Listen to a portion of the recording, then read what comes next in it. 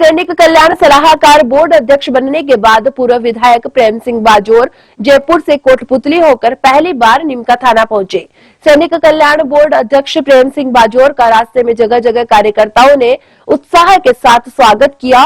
मनोहर garden में हुई सभा में सैनिक कल्याण सलाहकार समिति अध्यक्ष प्रेम सिंह बाजोर, यूडीएच मंत्री झावर सिंह खर्रा, लोकसभा प्रत्याशी सुमेधानंद सरस्वती, पूर्व केंद्रीय मंत्री सुभाष महरिया, विधायक गोवर्धन वर्मा, सुभाष मील, हंसराज पटेल, पूर्व विधायक फूलचंद गुज्जर, हरिराम रणवा, पवन मोदी, भाजपा जिला अध्यक्ष कमल सिखवाल, करण सिंह तंवर, बाबूलाल गुज्जर, गजानंद कुमावत, मनोज सिंघानिया, दौलतराम गोयल, सुवालाल सैनी, सुरेंद्र खरवास मंचस्थ रहे। कार्यक्रम में कार्यकर्ताओं ने प्रेम सिंह बाजोर का अभिनंदन किया।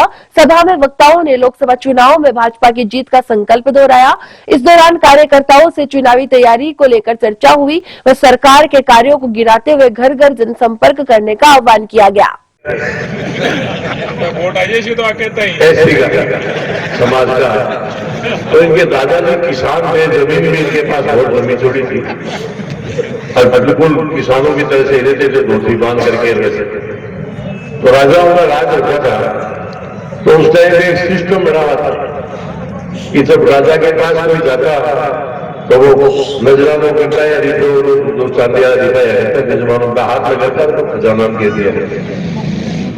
अगर दादाजी बढ़ गया ना भाई लागे बड़े आ गया जो किसान हो तो वो हाथ लगाए और वो कुछ महाराज ने बताया महाराज तो ऐसी को हो वो खजानों तो सारे खराब होंगे फेंकना पड़ेगी दे दो, कई लोग बोला दे दो खजानों सारे ही और कई राय से बड़ा बोला वो सारों खजानों ही दिया वो राजा बने थे जैसे बोले महाराज जैसे तो बोले फेर के तो बोले भाई वो तरीको है कि पूजा पाठ करो, होम करवाओ और होम करवा करके और आने महिला से मेरिया बना देते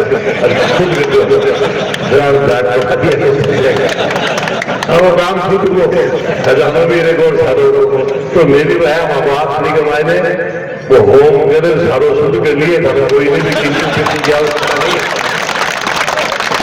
जिला के मायने एक साथ उसे दुगनी तिगनी सेना उस समय के अनाचारी लोगों के पास थी। फिर भी उस धर्मयुद्ध में आप जैसे सत्य न्याय और सदाचार के लिए लड़ने वाले फौज की हुई थी और इस धर्मयुद्ध में भी आप सबकी मेहनत की वजह से एक बार फिर आपकी मेहनत की विजय होगी, ऐसे मैं उम्मीद करता हूं। मैं आपसे निवेदन करना चाहूंगा 2004 से 2014 का कालखंड और 2014 से 2024 के कालखंड की आप तुलना कीजिए। एक समय था 2004 से 2014 के कालखंड में जब भारत का प्रधानमंत्री अमेरिका की यात्रा पर जाता था तो अमेरिका के हवाई अड्डे पर पूरे कपड़े उतार कर उनकी तलाशी ली जाती थी।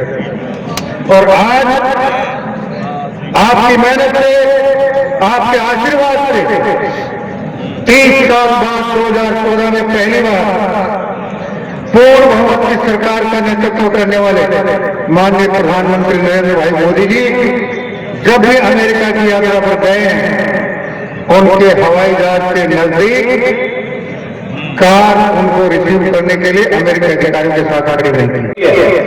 आपके नीमका थाना में ये जो आपका रेलवे स्टेशन है, अभी पिछले दिनों में सीकर में था, माने बाजोर साहब यहाँ पर उपस्थित थे।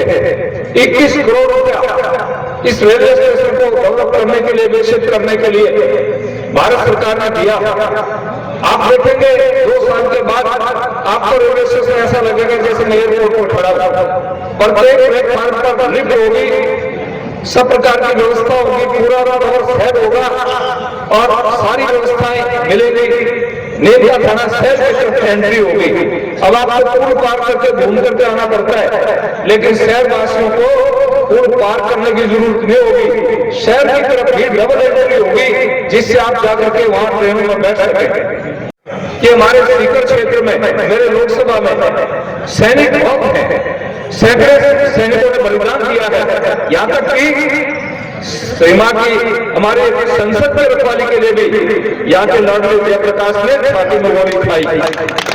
मैं उसको प्रणाम करता हूँ। तो मैंने कहा कि मेरे सैनिक हैं, अवसर नहीं है। उसका कारण है कि न हमारे पास इस प्रकार का कोई ट्रेनिंग सेंटर है जहां पर बन सके। माननीय प्रधानमंत्री जी ने हिंदुस्तान में दूसरी सैनिक अकादमी कोई थी तो रनावता के अंदर वो बन करके तैयार है। अभी जुलाई में हमारे सभी नेता उसका उद्घाटन करेंगे और हर साल 40-50 और हो सकता है 60-70 हर साल कैप्टन वहां से निकलेंगे। वो काम हुआ।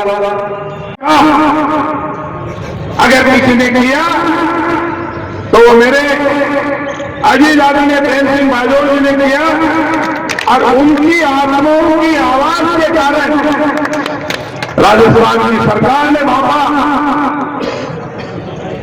केंद्र के नेतृत्व ने भापा, जिले के नेतृत्व ने भापा कि ऐसा व्यक्ति जिसने कई हजारों परिवार और लाखों लोगों को एक ऐसी शक्ति, क्योंकि देश में जो जज्बा है देशभक्ति का वो उसी कारण से है और उस जज्बे को बरकरार रखने का काम आदरणीय प्रेम सिंह जी बाजोर ने किया, जिसके कारण आपके आशीर्वाद से आज राज्य मंत्री के रूप में आपके बीच विराजमान है।